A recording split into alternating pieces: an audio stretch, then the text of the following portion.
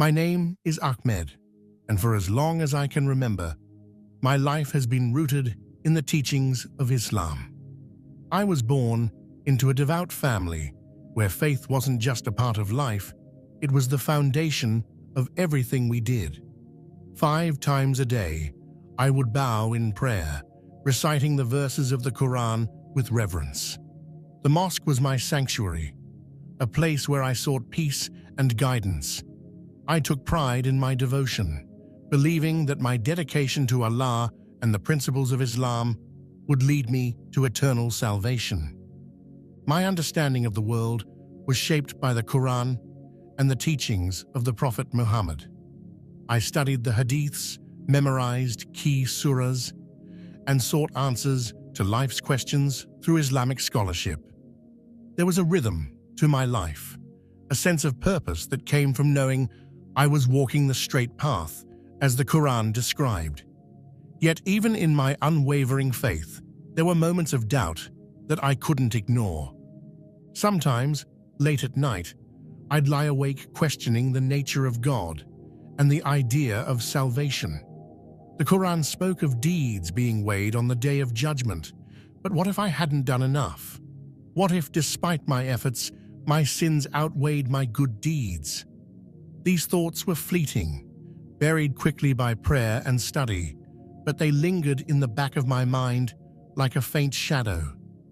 I had always respected other religions. As a student of theology, I found it fascinating to learn about the beliefs of others, particularly Christianity. But to me, Christianity was flawed. The idea that Jesus could be the Son of God seemed, frankly, absurd. Jesus was a prophet, respected and revered, yes, but a man like all the other prophets. The concept of the Trinity was incomprehensible to me, and the notion of salvation through grace alone felt like a shortcut that undermined the importance of effort and accountability. For years, I carried this conviction with me, debating Christians whenever the opportunity arose. I was confident in my arguments, quoting the Quran and dismantling what I saw as inconsistencies in the Bible. My faith felt unshakable, and I prided myself on defending Islam with clarity and logic. Yet beneath this certainty, the quiet doubts remained. It was during a trip to visit my family in another city that everything changed. The day had started like any other.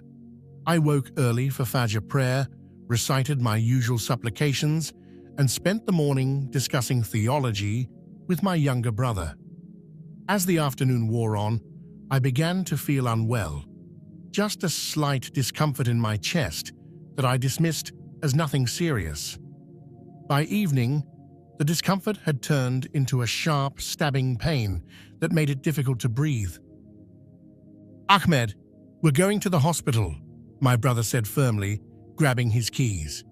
I protested as I always did when it came to medical issues.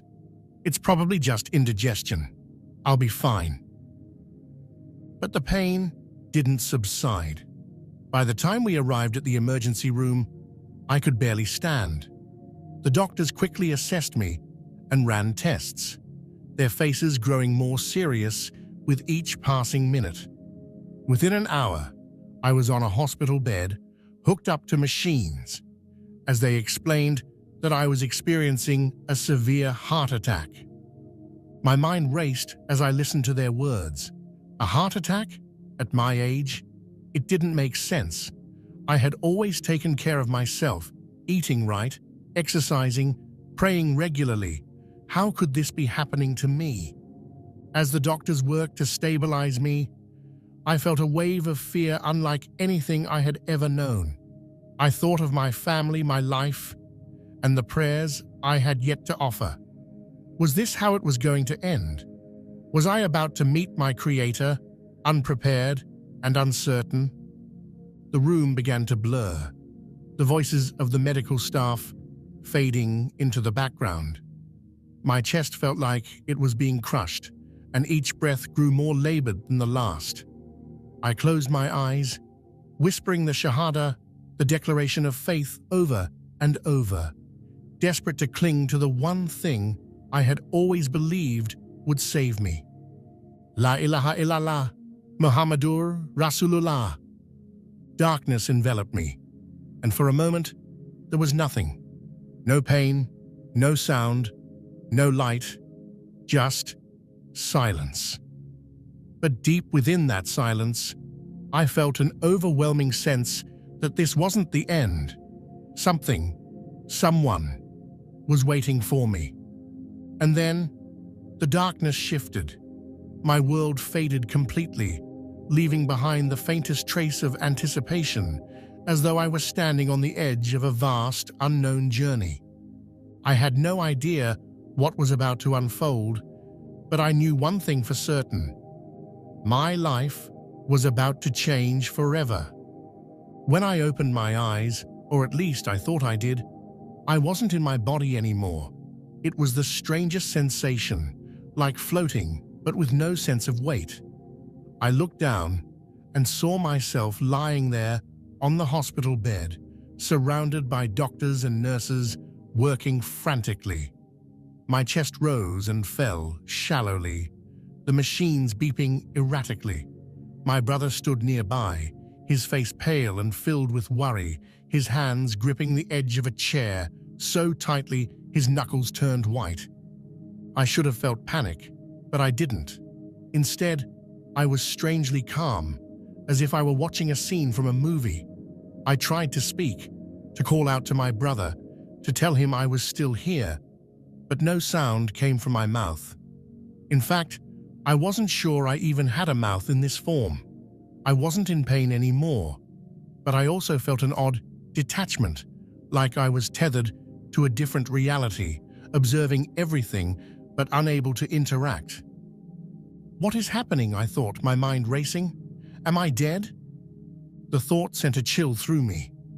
My faith had taught me that after death, the soul is judged, its deeds weighed, and its fate decided.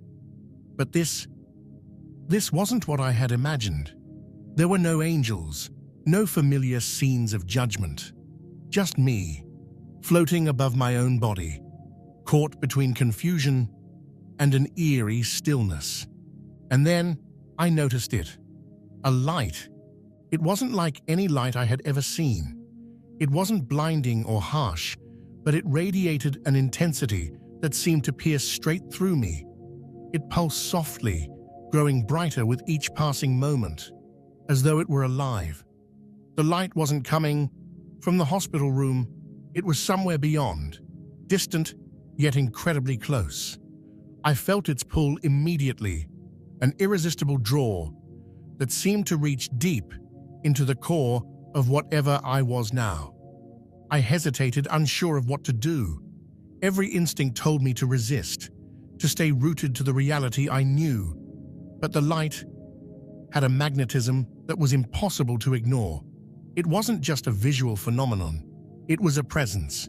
It seemed to call to me, not with words, but with a feeling so profound I couldn't put it into context. The room around me began to fade. The sounds of the monitors, the voices of the doctors, even the sight of my brother. It all started to dissolve, replaced by a vast, all-encompassing brightness. I felt as though I were being pulled through a tunnel, the light growing closer and closer. At first, I tried to resist, but I quickly realized it was futile. The pull wasn't forceful or violent. It was gentle, yet utterly undeniable. As I moved toward the light, I began to feel something new. Warmth. Not the kind of warmth you get from sitting in the sun, but a deep, soul-penetrating warmth that seemed to fill every part of me. It was soothing, yet it carried an undercurrent of power that left me in awe. The light wasn't just something to be seen. It was something to be felt, something alive. What is this? I asked myself, though the question felt insignificant in the presence of the light. Where am I going? A part of me felt trepidation, a fear of the unknown that gripped my mind. I had been taught all my life to believe in certain things, to trust in the Quran and the teachings of Islam. This wasn't part of any scripture I had studied. The light didn't fit into my understanding of what was supposed to happen after death, and that scared me. But there was another part of me, one that couldn't deny the pull of the light. It wasn't just calling to me, it was inviting me. And deep down, I knew this was no ordinary experience. This was something divine, something that would shatter everything I thought I knew. I moved closer, and the warmth grew stronger. The light seemed to envelop me, and for the first time, I felt something else. Peace. It was unlike anything I had ever experienced, even in my most fervent prayers or moments of clarity during meditation. It was complete, all-encompassing, as though every worry, every doubt, every fear had been stripped away. Yet as peaceful as it was, I couldn't shake the feeling that something profound was about to happen. This wasn't just an experience, it was a moment of reckoning, a turning point in my very existence. The light wasn't just a destination, it was a doorway, and I was about to step through. I hesitated for a brief moment, hovering at the edge of the light. I felt unworthy, unprepared. What lay beyond? What was waiting for me? But the light seemed to answer my unspoken questions with its presence, reassuring me without words. With a deep breath, or what felt like one, I stepped into the light. And in that moment, I knew that everything was about to change. As I stepped fully into the light, everything around me transformed. The warmth I had felt before now wrapped around me completely, filling me with a sense of peace that was both overwhelming and humbling. The brightness was no longer just light, it was alive, vibrant, and pulsating with power. I felt as though I was standing in the presence of something infinitely greater than myself, something beyond comprehension.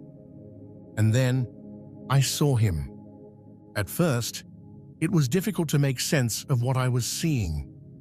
A figure emerged from the brilliance of the light, radiating a presence so powerful and majestic that I was immediately struck by a profound sense of awe. He stepped closer, and as he did, I felt waves of love and compassion washing over me. It wasn't just an emotion, it was as though the very essence of love was emanating from him, surrounding and filling me. Who are you? I managed to ask, though the words felt small and inadequate in the enormity of the moment. He looked at me with eyes that seemed to see straight through me, into my heart, my soul, and every hidden corner of my being. His gaze was not condemning, but deeply understanding, as though he knew everything about me, yet still loved me completely. "I am Jesus," he said. The words hit me like a thunderbolt. Jesus? My mind raced, trying to process what was happening. As a Muslim, I had always believed in Jesus as a prophet, a great prophet even, but nothing more.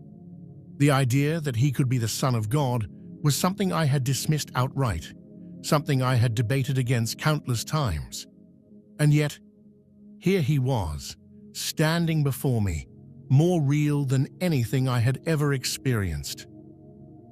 "That's not possible," I whispered, more to myself than to him. "You're just a prophet. How can this be?"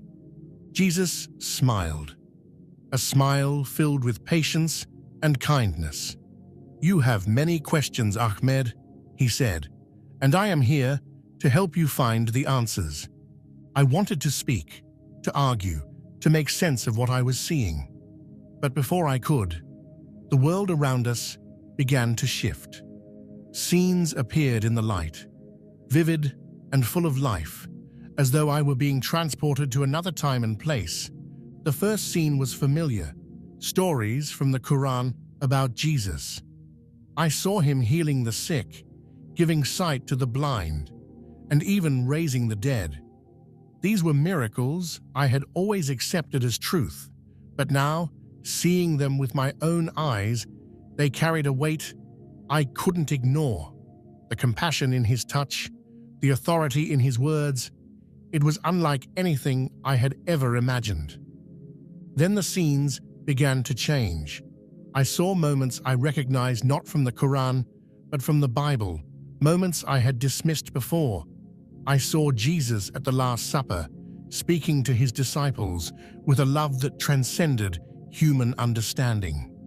I saw him praying in the garden, his anguish palpable as he prepared to sacrifice himself. And then I saw the crucifixion. I wanted to look away, but I couldn't. I saw the nails, the crown of thorns, the pain etched into his face. But even in that agony, there was something else, a strength, a purpose. This wasn't just suffering, it was an act of unparalleled love. Why? I asked, my voice trembling. Why did you do this? For you, he said simply. For all of you. The words pierced through me. My understanding of salvation had always been tied to deeds, to earning favor through actions. The idea that someone would take on the burden of humanity's sins, willingly sacrificing himself out of love, was almost too much to comprehend. The scenes shifted again, and this time I was shown passages from the Quran and the Bible side by side. Jesus pointed to prophecies in the Quran that I had read countless times but never truly understood. Passages that spoke of the Messiah, of salvation, of a light to the nations. And then he showed me their fulfillment in the Bible, how every prophecy pointed to him. How could I not see this? I asked, my heart heavy with realization. How did I miss the truth? You were searching, Ahmed, Jesus said, his voice gentle, and now you have found it. Tears streamed down my face as the weight of his words sank in. Everything I had believed, everything I had clung to, was being turned upside down. Yet in the midst of this upheaval, I felt a strange sense of clarity, as though the pieces of a puzzle I had been struggling to solve my entire life were finally falling into place. There is more to see, Jesus said, his eyes filled with compassion. Will you come with me? I nodded, though my mind was still spinning. I didn't know what lay ahead, but I knew one thing. My life would never be the same. As Jesus extended his hand toward me, the world around us shifted once again.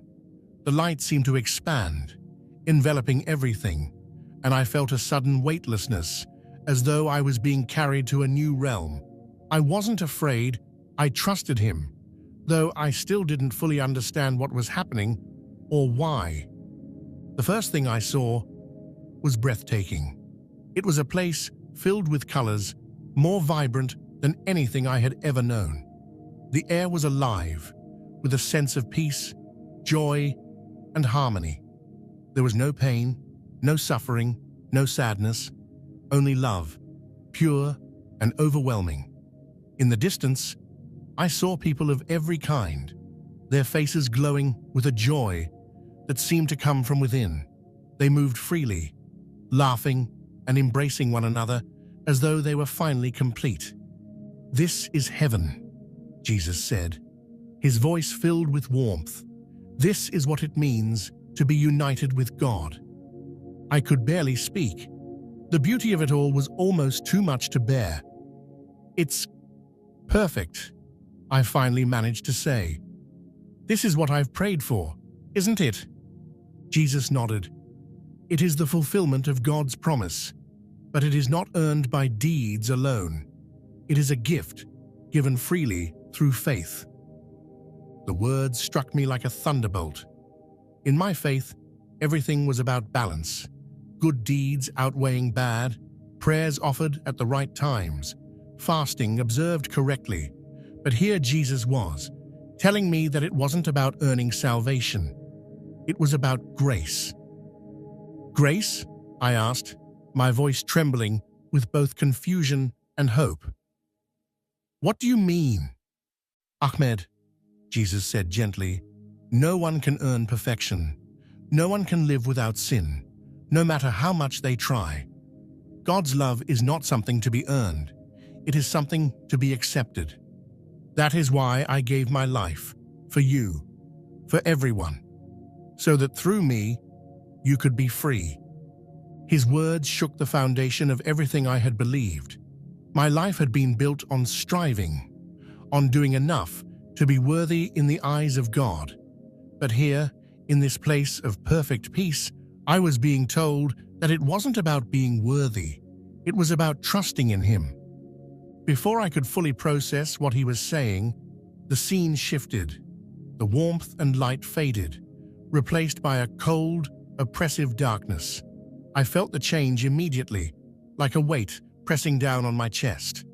The air was thick and heavy, and in the distance, I heard faint cries, anguished, desperate, and hopeless. "This is hell," Jesus said, his tone sorrowful. "This is separation from God." I didn't want to see it, but the vision grew clearer. I saw figures moving in the shadows, their faces contorted in pain and regret. They reached out, as though searching for something, someone, but there was no answer. The sense of despair was overwhelming, and it pierced me to my very soul. "Why?" I whispered, my voice barely audible. "Why do they suffer like this?" "They chose separation," Jesus said, his voice heavy with sorrow. "God's love is offered to everyone, but not everyone accepts it. Hell is not a place of God's wrath. It is the absence of His presence. It is the natural result of rejecting the gift of salvation." I couldn't look away. The suffering, the emptiness, it was more terrible than anything I had ever imagined. And yet, even in the midst of that darkness, I felt a deep sense of love radiating from Jesus. It was as though His heart ached for every soul that had chosen to turn away. "Do you understand now, Ahmed?" he asked, his eyes meeting mine. "The choices you make in life matter, not because of what you can earn, but because of the relationship you choose to have with God." Tears streamed down my face as his words sank in. I had spent my life striving, praying, fasting, and doing everything I could to be good enough. But here, in the presence of Jesus, I realized that all He wanted was my heart. "Ahmed," he said, his voice soft but firm, "will you accept my gift? Will you trust me to lead you to the Father?" I hesitated, not out of doubt, but out of the weight of the moment. Everything I had ever believed, everything I had ever lived for, was being called into question. But deep down, I knew the truth. I could feel it in every part of me. "Yes," I said finally, my voice breaking. "I trust you." The light around us grew brighter, warmer, and I felt a sense of peace, unlike anything I had ever known. It wasn't just peace, it was freedom. Freedom from fear, from striving, from the burden of trying to earn what could only be given. "There is more for you to do," Jesus said, his tone filled with purpose. "You must return and share what you have seen." "Return?" I asked, startled. "But I don't want to leave. I want to stay here, with you." He smiled, a smile that was both comforting and challenging. "Your time here is not yet finished. There are people who need to hear your story, Ahmed. They need to know the truth." The light began to shift again, and I felt a pull, as though I were being drawn back to the world I had left behind. I didn't want to go, but I knew I had to.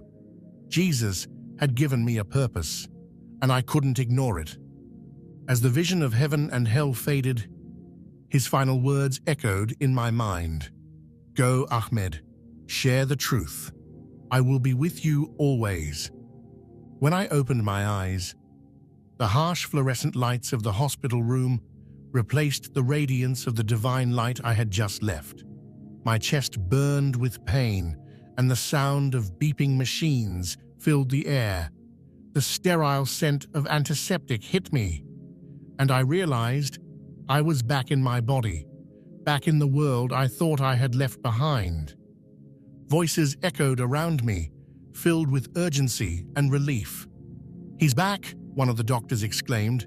I blinked, my vision blurry, trying to focus on the figures moving around me. My brother's face came into view, his eyes wide with a mixture of shock and joy. "Ahmed, can you hear me?" he asked, his voice trembling. I nodded weakly, but I couldn't find the words to respond.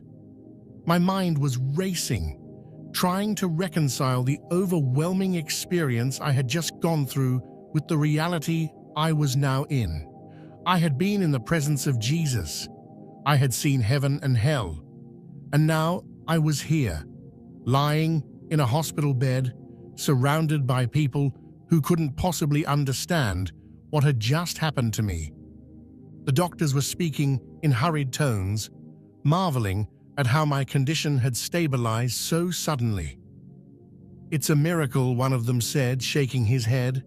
"We thought we'd lost him." My brother gripped my hand tightly, tears streaming down his face. "Alhamdulillah," he whispered. "You're alive, alive." The word felt heavy, almost foreign. Just moments ago, or at least it felt like moments, I had been standing in a realm beyond anything this world could offer. I had seen the face of Jesus. I had heard his voice, felt his love, and accepted his call. And now, I was here again, in a body that felt foreign, in a world that suddenly seemed so small. For the first few hours, I didn't speak much. My family stayed by my side, their relief evident in every glance and gesture. But inside, I was wrestling with a storm of emotions. What had I just experienced? How could I reconcile it with everything I had believed my entire life? Jesus wasn't just a prophet. That much was clear. He was so much more. But what did that mean for me? For my faith? For my family? And my community? The weight of it all felt suffocating. Late that night, when the hospital was quiet and my family had gone home to rest, I stared at the ceiling, replaying every moment of the encounter in my mind.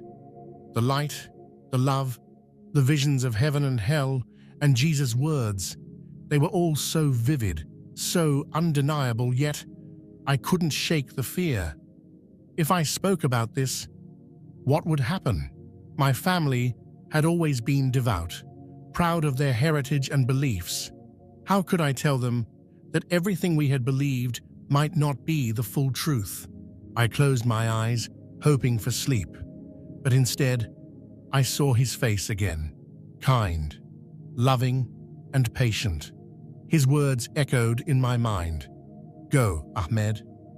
Share the truth. I will be with you always." The thought both comforted and terrified me. Over the next few days, as my body slowly recovered, my mind remained restless. I couldn't ignore what I had seen, but I also couldn't talk about it. Not yet. I needed answers, clarity, something to help me make sense of it all. One afternoon, when I was finally alone, I reached for my phone and began searching. I didn't even know where to start, but eventually, I found myself reading about Jesus in ways I never had before. I read about his teachings, his miracles, his sacrifice. I read about grace, this concept that had seemed so foreign to me during our encounter, but now felt like a lifeline. And then, for the first time in my life, I opened a Bible. It felt strange, almost forbidden, but as I began to read, I couldn't stop. The words leapt off the page, resonating with everything I had experienced. It was as if the book itself was alive, speaking directly to my soul. The more I read, the more the pieces began to fit together. Passages from the Quran that had always puzzled me now made sense in light of what I was learning about Jesus. Prophecies I had overlooked or misunderstood were suddenly clear. But with every revelation, the weight of my decision grew heavier. I couldn't keep this to myself forever. I had been called to share the truth, but the thought of doing so filled me with dread. How would my family react? My community? My entire identity was rooted in being a devout Muslim. What would they think if I told them I had encountered Jesus and accepted him as the Son of God? One night, as I lay in bed, the burden became too much to bear. I couldn't do this alone. I needed to talk to someone I trusted, someone who might understand. My brother's face came to mind. We had always been close, and while I knew he might struggle to believe me, I also knew he loved me enough to listen. Taking a deep breath, I picked up my phone and dialed his number. When he answered, I could hear the concern in his voice. "Ahmed, is everything okay?" "No," I admitted, my voice shaking. "I need to tell you something. Something that happened while I was gone." There was a pause on the other end. "Okay," he said cautiously. "What is it?" As I prepared to speak, I felt a wave of fear rise in my chest. But then I remembered Jesus' words, "I will be with you always." And in that moment, I knew I wasn't alone. This was just the beginning. When I finally decided to share my story, it felt like stepping into a storm without knowing if I would emerge unscathed. I started small, confiding in my closest friend, Hassan. He had always been my sounding board, the person I could trust with anything, no matter how difficult. If anyone would understand, or at least listen, it would be him. "Hassan," I began hesitantly as we sat together over tea. "I need to tell you something, but it's different. It's about what happened when I was in the hospital." He raised an eyebrow, concern flashing across his face. "You mean when we thought we'd lost you?" I nodded. "Yes. I didn't just lose consciousness, Hassan. I went somewhere. I saw something. Someone." His expression grew serious, and he leaned forward. "What do you mean?" Taking a deep breath, I recounted everything. My out-of-body experience, the light, meeting Jesus, and the vivid visions of heaven and hell. I told him how Jesus spoke to me, how he explained grace and salvation, and how he invited me to follow him. When I finished, there was a long silence. Hassan stared at me, his face a mixture of shock, disbelief, and something I couldn't quite identify. "Ahmed," he said finally, his voice quiet but firm, "you've always been a man of faith, a man who seeks truth. But it's hard to believe. Are you sure it wasn't just a dream? The mind can do strange things when the body is under stress." "I've thought about that," I admitted. "But this wasn't a dream, Hassan. It was more real than anything I've ever experienced. I felt his presence. I saw heaven, I saw hell. And I know what he told me is true." He looked away, struggling to process my words. "You're saying that everything we've believed, everything we've lived by, isn't the whole truth?" "No," I said gently. "I'm saying that the truth is bigger than we thought. Jesus isn't just a prophet. He's the Messiah. He's the way to God." Hassan shook his head, his disbelief evident. "Ahmed, this could ruin you. If you tell people about this, you know how they'll react." "I know," I said, my voice steady. "But I can't keep this to myself. I was shown the truth, Hassan. How can I stay silent?" He didn't respond, and I could see the conflict in his eyes. Part of him wanted to dismiss me, to chalk this up to delirium or imagination. But another part of him, the part that knew me deeply, was listening, considering, and perhaps even questioning. Over the next few days, I shared my story with a few others, people I trusted, people who knew my heart. Some reacted like Hassan, with skepticism mixed with concern. Others were outright dismissive, unwilling to entertain the idea that I could have encountered Jesus. But a few listened with an open mind, asking questions, curious about what I had experienced. One of those was an older man from our community, someone I had always admired for his wisdom and gentleness. When I told him my story, he didn't interrupt or argue. Instead, he said, "Ahmed, truth has a way of finding us, even when we're not looking for it. Perhaps this is God's way of opening a new path for you." His words gave me courage. If even one person could see the sincerity in my heart, maybe others would too. I knew I couldn't stop there. Jesus had told me to share the truth, and I felt a growing conviction that I needed to do so publicly, no matter the cost. It wasn't about me, it was about him, about the message he had entrusted to me. So one evening, I stood before a small gathering of people, family, friends, and a few curious strangers.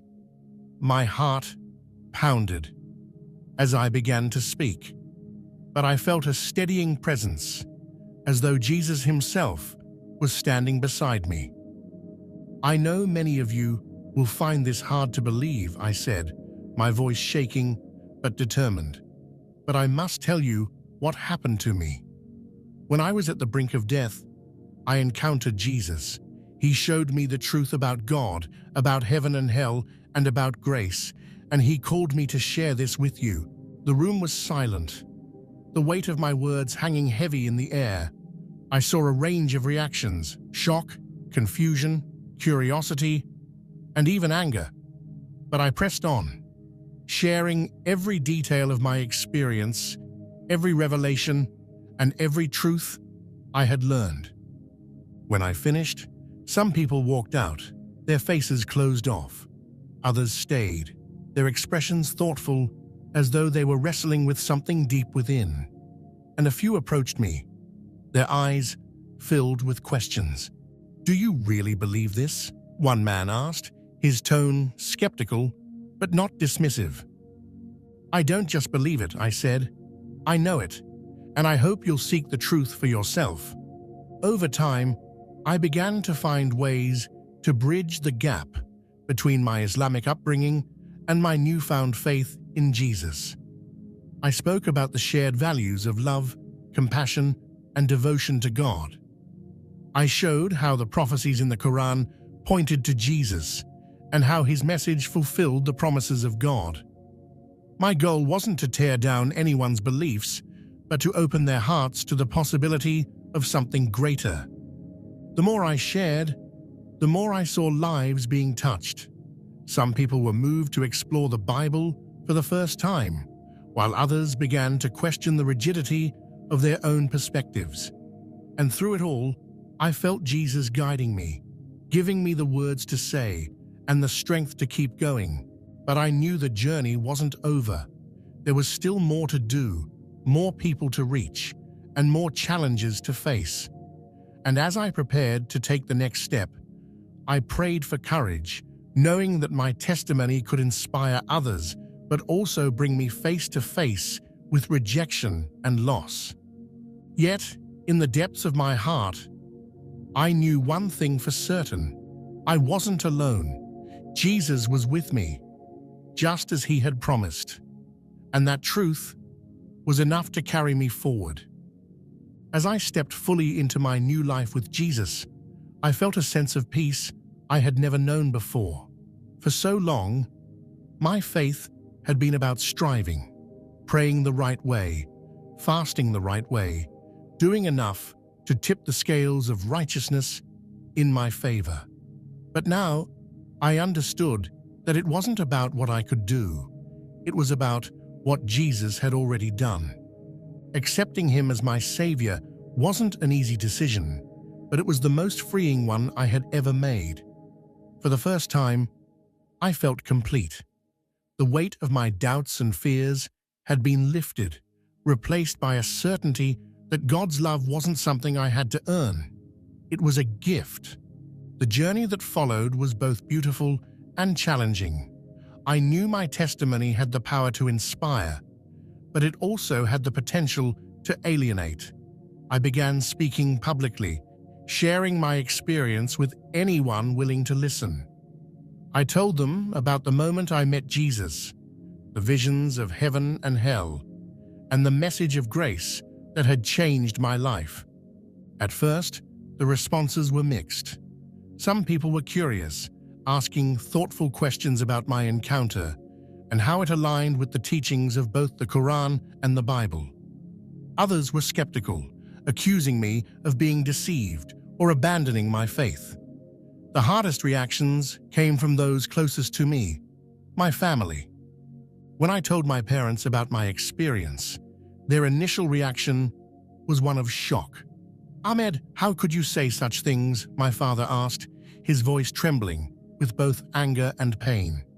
"We raised you to honor our faith, to live by the teachings of Islam, and now you're saying that everything we've believed isn't enough." "It's not about rejecting what we've believed," I said gently. "It's about seeing it fulfilled. Jesus isn't just a prophet. He's the way to God. He showed me this himself." My mother's eyes filled with tears, and I could see the struggle in her heart. She wanted to understand, but it was difficult for her to reconcile my words with the faith she had held all her life. My siblings were equally divided, some dismissing my story outright, others quietly curious but afraid to say so. Those moments were some of the hardest I'd ever faced. The fear of losing my family was real, but so was the call to share the truth. I prayed constantly for their understanding, for their hearts to be open to the message of Jesus. Even as I faced rejection, I found comfort and strength in a new spiritual family. A local church welcomed me with open arms, their warmth and encouragement helping me navigate the challenges of this new path. They didn't see me as someone who had left one faith for another. They saw me as a brother in Christ, someone who had been found by grace. In those early days, I also began connecting with others who had experienced similar journeys. Former Muslims, Christians with Muslim backgrounds, and people from all walks of life who had encountered Jesus in profound ways. Their stories encouraged me, showing me that I wasn't alone in this transformation. As I continued to share my testimony, I began to see lives being changed. People who had once been indifferent to faith started asking questions. Others who had been rigid in their beliefs began to consider the possibility that Jesus was more than a prophet. And some, like me, took the leap of faith to accept him as their savior. One of the most powerful moments came when my younger brother, who had initially dismissed my story, came to me late one night. "Ahmed," he said quietly, "I've been thinking about what you said, about Jesus, about grace. I don't know if I believe it yet, but I want to learn more." Tears filled my eyes as I hugged him. "That's all I ask," I said. "Seek the truth. Jesus will meet you there." As my journey continued, I found ways to use my unique background to build bridges between Islam and Christianity. I spoke about the shared values of love, devotion, and the pursuit of truth. I highlighted the prophecies and teachings in the Quran that pointed to Jesus as the Messiah, showing how the two faiths were connected in ways many had never considered. But I also made it clear that the message of Jesus went beyond religion. It was about relationship, a personal connection with God, made possible through his sacrifice. It was about grace, forgiveness, and love that surpassed anything I had ever known. Looking back, I see how God used every part of my life, my upbringing, my doubts, even my struggles, to prepare me for this mission. The journey hasn't been easy, but it's been worth it. Every rejection, every difficult conversation, every moment of doubt has been overshadowed by the joy of seeing lives transformed by the truth of Jesus. As I close this chapter of my story, I want to leave you with this. Seeking the truth takes courage. It means being willing to question everything you've known, to step into the unknown, and to trust that God will guide you. But I promise you this, it's worth it. If you've been touched by my story, if you've felt a stirring in your heart, I encourage you to seek Jesus. Open your heart to Him, and He will meet you where you are. Thank you for listening to my journey. If you'd like to share your thoughts or ask for prayer, please leave your name in the comments below. And if you're curious to hear more stories like mine, check out the videos on your screen now. Each one is a testament to the power of faith, grace, and God's unending love.